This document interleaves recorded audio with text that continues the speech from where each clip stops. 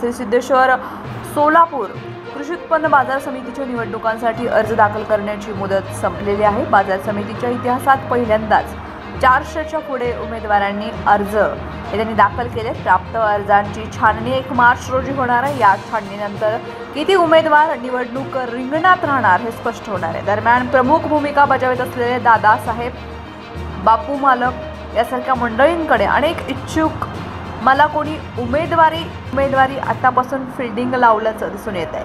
श्री सिद्धेश्वर सोलापूर कृषी उत्पन्न बाजार समितीच्या निवडणूक पक्ष पार्टीपेक्षा याकडे विकास कार्यकारी यांची संख्या अधिक आहे। तसेच दोन्ही तालुक्यामध्ये सर्वाधिक ग्रामपंचायतींवरती सुद्धा वर्चस्व आहे। अशा नेत्यांना बाजार समितीच्या निवडणुकीमध्ये अनन्यसाधारण महत्त्व आहे। माजी आमदार दिलीप माने, माजी बाजार समितीचे माजी उपसभापती तथा जिल्हा काँग्रेसचे कार्याध्यक्ष सुरेश हसापुरे यांच्याकडे मतदारांची संख्या अधिक असल्यानं दिसून येते।